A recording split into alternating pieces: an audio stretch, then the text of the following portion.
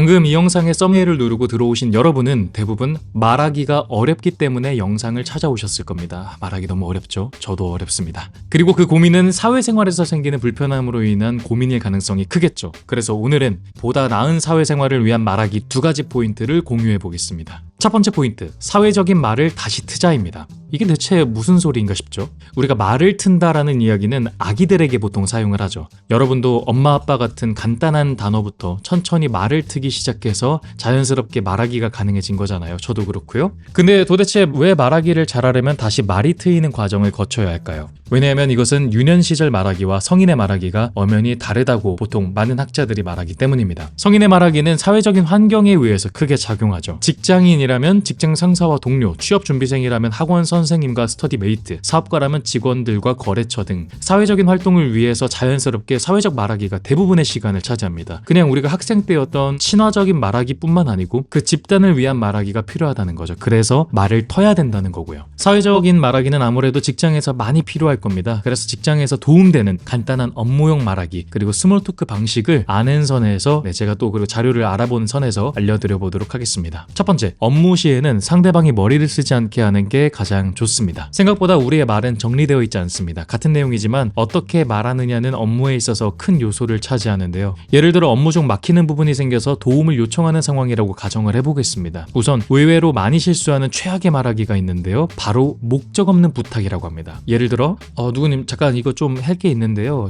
이거 좀 물어볼 게 있는데요. 이렇게 목적 없이 말하기를 하게 된다면 상대방이 머리를 많이 쓰게 된다고 합니다. 갑자기 왜 보자는 걸까? 내가 뭐를 잘못했나? 혹은 상사 입장에서는 뭐 실수한 게 있나? 이런 생각이 머릿속을 지배하게 되죠. 그래서 우선 명확한 목적을 먼저 말하는 겁니다. 누구님 일이 좀 막혀서 그러는데 저 잠깐 좀 도와주실 수 있을까요? 이런 식으로요. 이렇게 질문을 수정하니까 상대방 입장에서는 이해하기가 수월해졌죠. 내가 무엇을 해야 되는지 이해를 하는 겁니다. 하지만 여기서도 조금 더 보완할 부분이 있을 것 같아요. 문장에서 디테일을 조금 더 추가해서 활용하면 훨씬 머리를 덜 쓰고 똑똑해 보이는 이미지를 우리가 추가할 수 있지 않을까 생각합니다. 이런 식으로 바꿔보면 너무 좋겠죠. 누구님 저 월요일에 요청해주신 프로젝트 초안 작업 중인데 그 회의한 내용과 다른 점이 있어서 그러는데 30초 정도만 시간 내주실 수 있을까요? 엄청 큰 문제는 아닙니다. 조금 더 디테일하죠. 만약에 야 이렇게 하는데 그것까지 들어주지 않아 라고 할 수도 있어요. 맞아요. 그러면 좀 순서를 바꿔보는 겁니다. 뭐 예를 들어 누구님 30초 정도만 시간 내주실 수 있을까요? 월요일에 요청해주신 프로젝트 초안 작업 중인데 회의한 내용과 좀 다른 점이 있습니다. 그래도 큰 문제는 아닙니다. 이렇게 표현할 수가 있겠죠. 아니면 보통 사람은 자신에게 중요한 문제가 아니면 그거를 후순위로 나중 순위로 미루지 않습니까? 그래서 그거를 이용하는 거예요. 사람의 심리를. 어떤 식으로 이용하냐? 이 문제를 해결하지 않으면 말하고 있는 화자인 내가 손해를 보는 게 아니라 우리 모두가 손해본다라고 하는 거를 은근슬쩍 넣어주는 겁니다. 누구님 지금 월요일에 요청해주신 프로젝트 초안 작업 중인데 회의한 내용과 좀 다른 점이 있습니다. 만약에 이걸 해결하지 않으면 저희 팀 전체가 다음 주까지 문제가 생길 것 같아서 30초 정도만 시간 내주실 수 있을까요? 혹은 이렇게도 할 수 있을 것 같아요. 누구님 죄송한데 30초 정도만 시간 내주실 수 있을까요? 저 혼자 하다가 저희 프로젝트에 차질이 생길 수 있을 것 같아서 여쭤봅니다. 월요일에 요청해주신 프로젝트 초안 작업 중인데 회의한 내용과 좀 다른 점이 있어가지고요. 이런 식으로 몇 가지를 패턴을 섞어보는 거죠. 여기에 정답은 전혀 없다고 생각하고요. 어쨌든 제일 중요한 것은 머리를 쓰지 않게 하고 상대방에게 이거 너한테도 중요한 내용이야. 나한테만 중요한 게 아니라 너한테 중요해. 이걸 알려주는 게 중요한 것 같아요.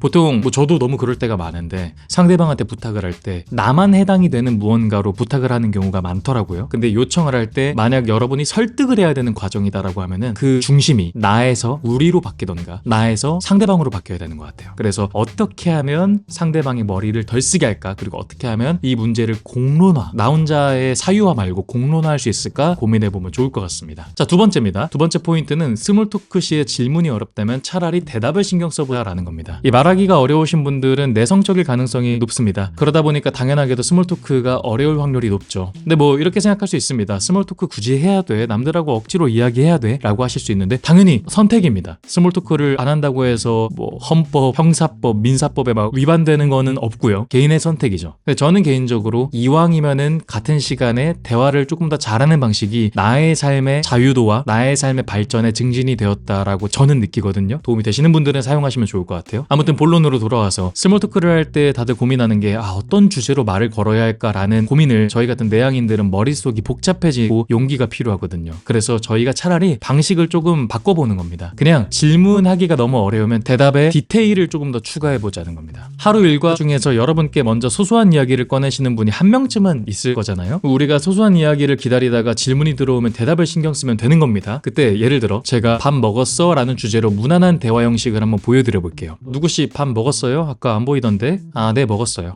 아, 우리랑 같이 먹지 혼자 먹었어요? 아, 아니요, 땡땡님이랑 먹었어요. 아, 그렇구나. 뭐 드셨어요? 돈가스 먹었습니다. 오, 어디서 먹었어요? 아, 아까 그 회사 옆에서 먹었어요.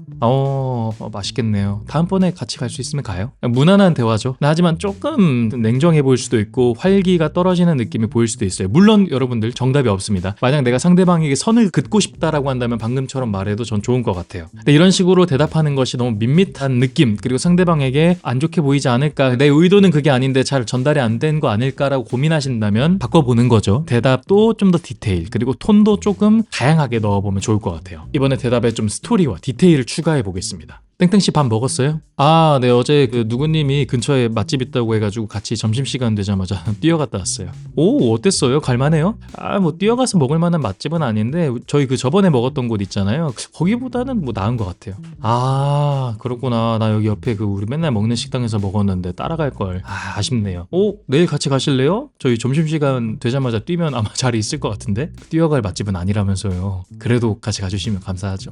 오, 네네, 좋아요. 그럼 저희 내일 같이 가시죠. 나쁘지 않아요? 어떤가요? 기본적으로 단답을 좀 피하고 말의 스토리도 좀 디테일도 추가하고 톤도 이렇게 다양하게 하니까 대화가 좀 더 풍성해지는 느낌이 나지 않나요? 그리고 방금 제가 간단한 말하기 스킬을 하나 썼는데요. 역질문입니다. 보통 상대방과 대화하기 좀 어렵게 만드는 유형, 그런 캐릭터들의 특징 중에 하나가 질문을 잘 안 하는 것 같아요. 근데 저희가 아까 이야기했지만 주제를 정하는 질문이 어렵잖아요. 만약 그게 너무 어렵다 하면은 상대방이 했던 말에 내가 비슷한 주제로 질문 정도만 하는 거는 조금 더 수월한 것 같아요. 뭐 예를 들어서 아까 제가 저는 아까 그 회사 근처에 있는 거기서 먹었는데 따라갈 걸 그랬네요 라고 하는 이 문장, 이 말 이후에 그랬군요 라고 하는 게 아니라 내일 같이 가실래요? 라고 물음표를 던지는 거죠. 이렇게 질문 하나만 해도 대화의 주도권이 서로 상호작용으로 잘 갖게 되고 내가 상대방한테 대화도 요청할 수 있고 상대방이 보기에는 대화하고 싶어하는 느낌을 만들 수가 있죠. 이와 같이 간단한 말하기 스킬이지만 대화가 풍성해질 수 있다고 생각을 합니다. 저는 결국 말하기는 습관의 영역이라고 생각을 해요. 내가 혹시나 질문을 잘 안 했던 사람이라면 한 번씩 역질문을 한번 해보고, 저희가 이야기했던 것처럼 주제를 잡고 질문하는 게 어렵다 하시는 분들이 있다면은 적어도 대답이라도 조금 더 디테일하게 풍성하게 해보자 라고 하는 걸 생각해보면 좋을 것 같아요. 자, 마지막 세 번째 포인트.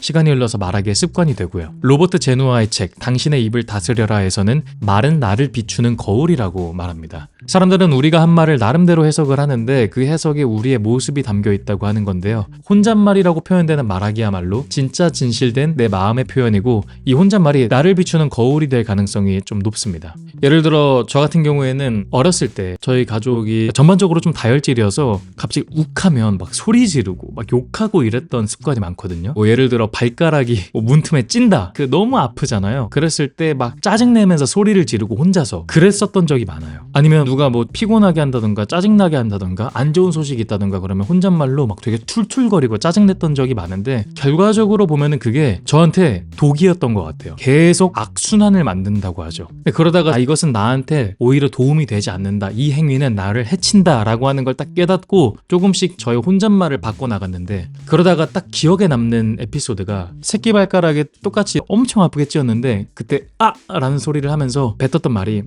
그래, 내가 조심 안 해서 그렇지 뭐 괜찮아 긍정적인 언어로 바뀐 것 같아요. 근데 이런 내가 혼잣말을 하는 습관이 타인에게 그대로 비춰진다는 거죠. 게다가 더 잘 아시는 분들은 알겠지만 내가 가정이 있거나 가까운 인간관계를 가지셔야 되는 분들, 그런 분들은 정말 내 평소 말 습관이 그냥 툭 튀어나오기 때문에 그거를 바꾸지 않으면 결국 인간관계에 마찰이 생기고 본인한테 피곤하다는 걸 느끼게 되는 것 같아요. 그래서 혼잣말이 중요하다라는 겁니다. 좀 연습 방법을 디테일하게 해보고 싶으신 분들은 핸드폰 녹음기를 켜두고 하루를 보내보는 거예요. 내가 어떤 말을 하고 있는지 녹음한 걸 들어보는 게 제일 직방인 것 같고요. 아니면 일기 같은 걸 쓰는 것도 되게 좋습니다. 내가 어떤 식으로 말을 표현하는지 느껴보는 것도 좋은 것 같아요. 이런 과정들을 겪다 보면 내가 어떤 식의 언어를 갖고 있구나를 깨닫게 되는 것 같습니다. 그리고 그렇게 표현하는 언어의 습관과 언어관이 타인과의 관계성을 만드니까 당연히 내 언어가 바뀔수록 인간관계도 나아지고 결국 인간관계의 주된 목적은 다른 사람을 행복하게 하는 게 아니라 결과적으로는 나의 행복을 위해서다. 뭐 이런 선순환을 알게 되지 않을까 생각이 듭니다. 네, 오늘의 영상은 이렇게 보다 나은 사회생활을 위한 말하기를 알아봤습니다. 아까도 이야기했지만 모든 건 선택입니다. 저희가 먹고 사는 것만으로도 너무 피곤한데 남 신경까지 쓰고 내가 이런 것까지 케어하면서 살아가야 된다는 게 너무 힘들잖아요. 그래서 그렇게까지 너무 스트레스 받아가면서 하지 않아도 괜찮습니다. 당연히 괜찮습니다. 너무 이미 충분하게 잘 살아가고 있습니다. 근데 그러다 만약 내가 이런 것 때문에 좀 스트레스를 받는다든가 아니면 조금의 언어적인 여유가 생겨서 내가 좀 발전시키고 싶다라고 하시는 분들이 있다면, 그런 상황이 온 분들이 있다면 그때는 좀 도움이 되지 않을까 생각을 합니다. 그래서 한 걸음씩 조금씩 나아지는 나날들이 됐으면 좋겠고요. 말했지만 언어는 정말 습관인 것 같습니다. 그래서 여러분들의 습관을 한 번이라도 점검해 볼 수 있는 그런 시간이 되었으면 좋겠습니다. 오늘의 영상은 여기까지 해보도록 하겠습니다. 다음번에 더 재밌는 영상으로 찾아뵙겠습니다. 다음번에 만나요. 안녕.